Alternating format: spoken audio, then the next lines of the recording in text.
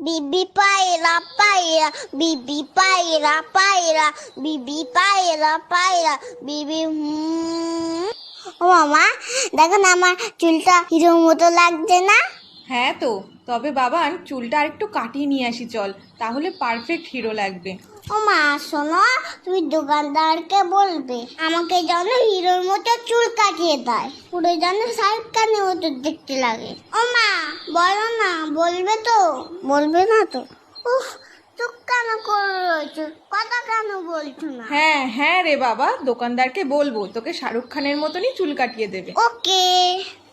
কি বৌদি, কেমন আছেন? খবর সব ভালো তো? হ্যাঁ দাদা ভালো। আরে বাবান, কেমন আছো? হ্যাঁ ভালো আছি, তবে আমার কিন্তু হিরোর মতো চুল কেটে দিতে হবে। তুমি পারবে তো? আগে বলো, নয়তো তোমার কাছে কাটবো না। সব রকম কাটতে পারি আমি, তুমি এখানে এসে বসো। আমাকে একটু উঁচু করে দাও, আমি তো মুখটাই দেখতে পাচ্ছি না। হ্যাঁ তাই তো, তুমি নামও, আমি উঁচু করে দিচ্ছি। দেখো আবার যেন সব চুল কেটে দিও না। আহ বাবা নড়ো না, কান টান কেটে যাবে কিন্তু। ও দাদা, একেবারে মুড়ো করে কেটে দেবেন। হ্যাঁ হ্যাঁ, বুঝেছি বুঝেছি। আমার চুলগুলো কোথায় গেল?